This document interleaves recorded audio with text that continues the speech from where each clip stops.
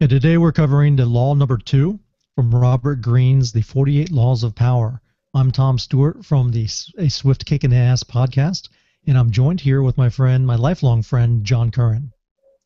Hey, Tom. This is going to be a very, very interesting discussion. Never put too much trust in friends and learn to use your enemies. Well, we've been both, right? And we've known Yeah, each other since we were 4 and 5, so we've been friends and enemies. So I guess you know you, we have a little bit of background on this. you're stealing my thunder, man. Stealing my thunder. I was thinking the exact same thing, have that written down in my notes, that we haven't just been friends, we've been enemies as well along the way. And and plus, I know that you're still mad at me a little bit about having to be Robin all those years when I was Batman.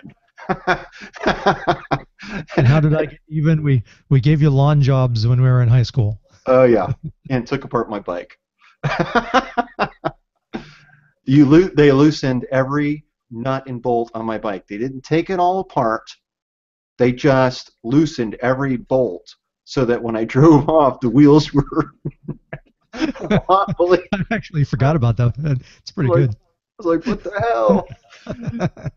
But I guess, through all of that, I've learned that it's better for you to be my friend than my enemy. Yes. And I think for that reason too. This chapter talks about distance, and it doesn't say that working with friends doesn't work. It just says that the conditions have to be right. And I think that in our situation, the conditions are right. We live in different states. We have our own lives. We have our own ambitions, our own goals. But we come together for the podcasts and our the rest of our business ventures. So it's a good relationship. Now, in corporate America, there are very few people that I trust or even would consider to be a friend. And in fact, those that I do consider friends, there are indeed limits placed upon those friendships. I recognize that. And the friends that I've kept throughout the years that I've known through work are really on a much different level. Um, they've proved to be friends throughout the years. There's only maybe one or two people that I can even say fall into that category. I have to agree with you. I've had a lot of friends in radio and the jobs that I've done, and very, very few are actually my true friends that I really, like want to hang out with and share things with. I've had a few that have burned me, just because they must be reading this book. Um, but I did have one mentor. I had a mentor named Ernesto Custodio, and Ernesto was from the Dominican Republic. I met him in '99 when I got out of the Air Force and started working at Clear Channel. And basically, he taught me everything I needed to know to be a radio engineer. He was a transmitter god, and I'll never live up to him as far as transmitters go. But he taught me the most critical skill was how to think.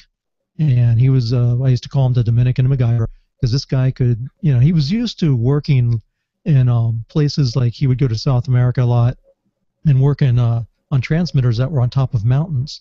And sometimes you just don't have the resources or the parts with you, and you're not going to hike back down the mountain in order to get it. So he would improvise and make his own parts and figure out how to move, transmitters that the transmitter is probably about the size of 3 refrigerators put together, sometimes more, and they're very incredibly heavy. I mean, like thousands of pounds. And he showed me methods of using steel pipes to roll under them and be able to move them like it was nothing. It's I learned a lot from that guy. Unfortunately, he passed away about 3 years now, but he was a true friend, someone that I honored and was fortunate to learn from. And also, I think you were referencing law number one in what you just said about Ernesto. Never outshine the master. Yeah, no, I never did. Sometimes I would be like, "What are you doing?" And if it was computer related, he knew I would take care of it, and that I was the go-to guy. But if it was a transmitter or something mechanical, Ernesto, he was the guy. He was the go-to guy. Yeah, I think I've learned more about what not to do through my mentors than really what to do. So I'm happy to hear about your experience with your mentor. One of my first mentors in the hospital environment had who I was very close to and also considered to be a friend. He got me introduced into Toastmasters and really got me set on this path, which I ended up taking a detour on. But when I was headed to be a hospital administrator, he had an affair with his secretary, and his wife and he worked in the same department. They were both vice presidents, Messy. and when Jim had the affair, everyone looked at me in a different light as well, like I was a part of it, and it was news to me. I had no idea. I had no part of it. Uh, as I said, I learned what not to do, and I too have been burned by people who I thought were my friends. And it just really does open up your eyes. And a true friend, I think, accepts you for who you are, regardless, of your faults. And that I think is proven over the years. But in the corporate environment, I don't think you can necessarily afford to do that. So what I see a lot of people doing are they're not really themselves. They become much different people outside of work. And to me, we all spend a lot of time at work. So shouldn't we be ourselves? Shouldn't we be happy? But work isn't necessarily about being happy. It's about getting a certain job done, and in corporate America, adding value. So you do have to put on a mask or a facade or whatever you want to call it. I agree. Let me go through the official definition in the book of what the law is. So it's never put too much trust in friends. Learn how to use enemies. That's law number 2 out of Robert Greene's The 48 Laws of Power. The actual law says, "Be wary of friends. They will betray you more quickly, for they are easily aroused to envy." And we can see that could be happen. They also become spoiled and tyrannical. But hire a former enemy, and he will be more loyal than a friend because he has more to prove. In fact, you have to fear more from friends than from enemies. If you have no enemies, find a way to make them. I That's the think we official have law. that covered, Tom. I mean, we Yes, definitely have that covered. Um, I think really at the core of that is that friends who we are open and honest with know our weaknesses. And especially in the work environment, there are people who will exploit your weaknesses and use them against you. So you put yourself really in a bad position just being yourself, just being honest. You have to be slightly guarded. I know in my 15 years in the company that I've been with, there are very few people who I deal with outside of work, and I've learned to build up that wall. And I think I've been successful at doing that. It is all about it's nothing personal. I think it's a protective measure. I like this quote that I saw in this chapter. It's a Sufi proverb that says, "Pick up a bee from kindness and learn the limitations of kindness." So you're I trying like to, that. That's funny. I had that printed out as too. I wanted to mention it, and it's exactly right. I mean, it's squash or be stung. The bee does not know that you're trying to help them and doesn't really care. And I think that talks about this in the chapter about people's intentions, uh, being good or honest or anything positive. Intentions really don't matter whatsoever. It's the end result which really truly counts. Um, you might hurt somebody and not have the intention of doing that, and does that really matter if your intentions were good and you hurt them regardless?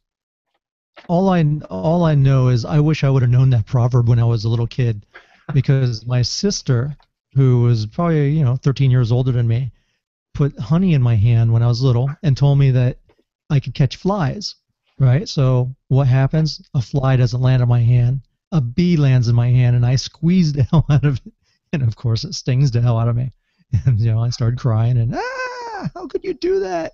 But so I learned that lesson very young. Yeah, and the first time she did that, it was funny. The second time was pretty mean. Well, And she used to also love. She would get me to stick my tongue out at her, and while she was doing dishes, and she would put soap all over her finger. She'd go, "Do it again." And of course, little kid, you do it again, and there would I have a tongue full of soap. uh, I loved your sister. Yeah, She's a great lady. She used to take us up for Slurpees and comic book readings up at the 7-Eleven. Mostly, I think it was to visit her boyfriend, but we didn't hey, care. Again, the he hooked intentions. us up. He hooked us up with free Slurpees if we brought a cup, and we could trade our old comic books in for new comic books. It's funny because as I think about it, I think that is further proof that intentions really do not matter. It's the action or the outcome that matters. And we didn't care if she was taking us because she wanted to see her boyfriend. We cared because we were getting free Slurpees and the opportunity to read comic books. It was a win-win situation, as Stephen Covey would say. As we go through these different laws, I'm certain that some of our listeners are going to think these laws are just plain horrible. Don't trust your friends. Use your enemies to your advantage. I mean, it sounds so terrible, but as the book goes on to explain, the civilized world uses really an iron hand and a velvet glove. So on the outward, from all outside appearances, it's very soft and nice, but at the core, it's hard and it's cruel. I really like the preface of the book where they talk about in the days of kings and queens and serfs and peasants, and where there was a hierarchy and there was a ruling class. And this is not to discuss today's political environment, because I think a lot of people would say, yes, we have a ruling class in America. It's not what this is about. But we certainly have it in corporate America, and where we have turf wars, where people are fighting over power, and people are trying to climb the corporate ladder. It is and can be vicious. And I think knowing this law can help protect you from making yourself vulnerable to, and exposing your weaknesses to the wrong people. So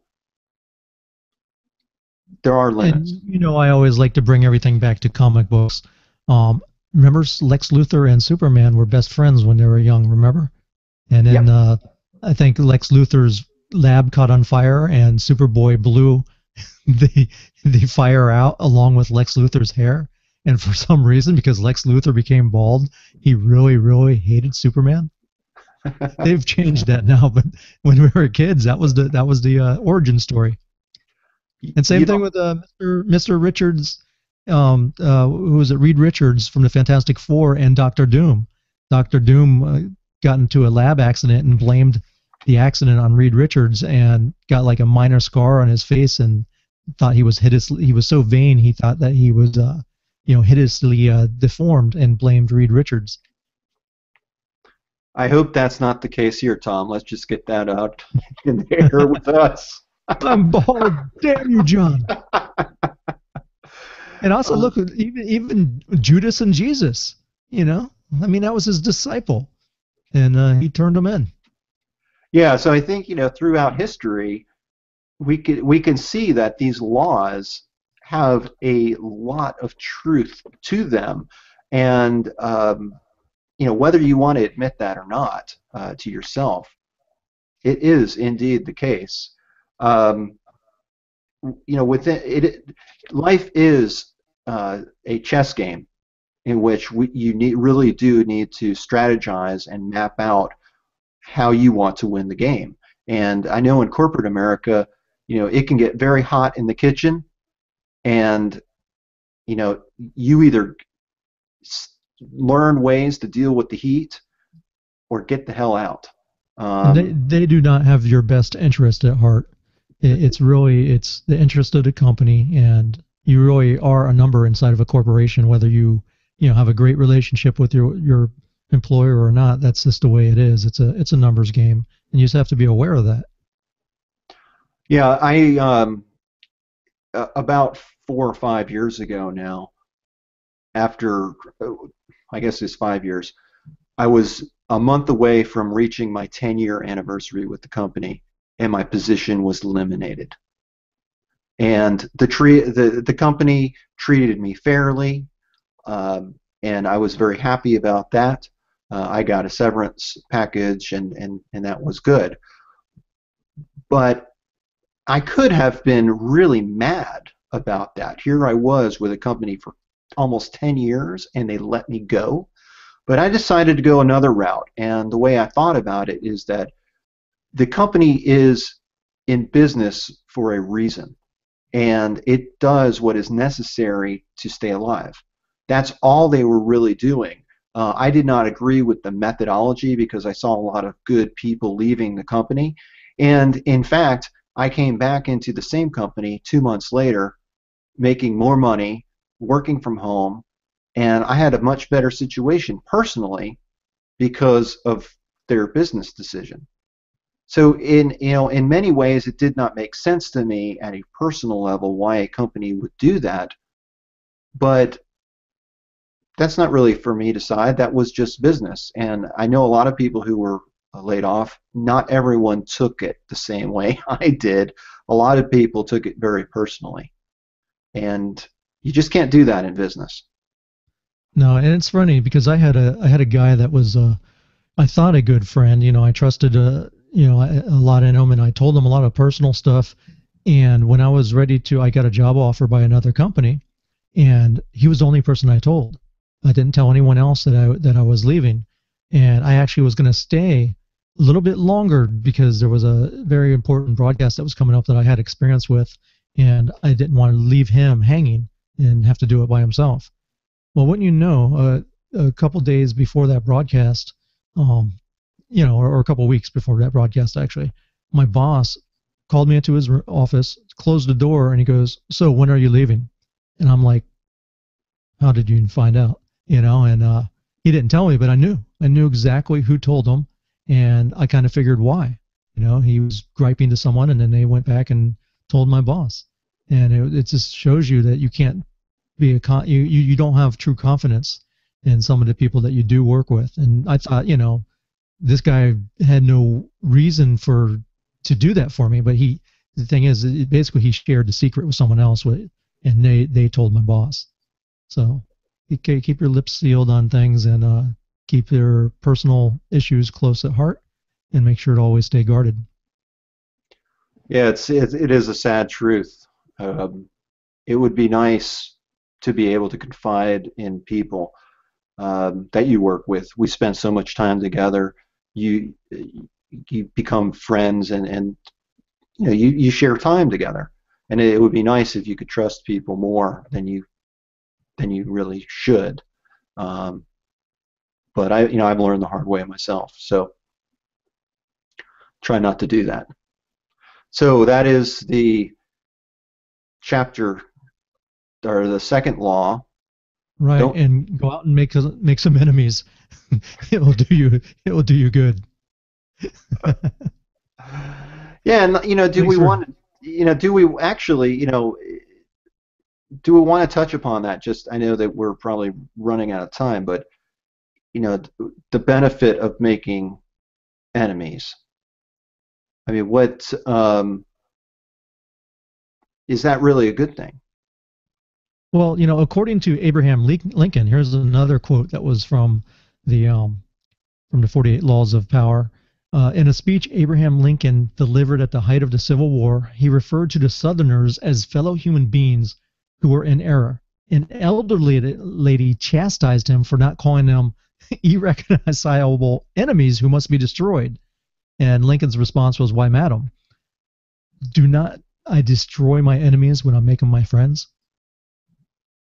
Yeah, So yeah, I know you have to think for a second when you hear that, but yeah, he's disarming them. yeah, and I remember a segment of the chapter that talked about one of the early Chinese emperors and how in previous dynasties, I mean, being the emperor was a short-lived position because everybody wanted it, and you had to be very careful not to be murdered or poisoned, or people were out to get you because they wanted that power. And I forget the name of that particular emperor, but he shook things up. He changed things instead of making his instead of killing his enemies as his predecessors had done, he offered them an opportunity to live the rest of their life in peace and very rich. And he changed that tradition. He was in power for a very, very long time because he offered his friendship rather than death. I guess, gosh, that's a tough decision there. Friendship or death? Well, remember in Star Trek, remember the Klingons? That's how you climbed the ranks. You didn't get promoted to captain. You had to basically kill the captain that was already there. But you couldn't just outright do it. You had to, be sneaky about it. They respected that kind of Yeah. Hey, treachery. I'm a big fan of the Godfather movies, and I have to say, it sounded to me like that Chinese emperor, he made them an offer they just couldn't refuse. Exactly. And when he was in need, I'm sure he went to them uh, with a proposition that they could not turn down at that point. So again, I think he used his enemies and used that to his advantage. What's funny is so much in today's media. I mean, look, Big Brother, Survivor, all these game shows that are, basically essentially using these 48 laws of power to win, $1 million.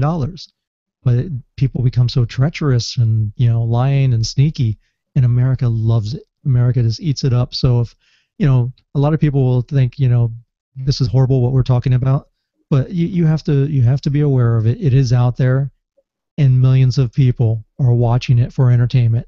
So don't forget that. Yeah, because I mean, at the end, end of all this, isn't life really a game? I mean, what are we left with at the end? We all die. That is a fact. There's no way to get around that. It's really, if you win or lose at life, it's really based on how you play the game.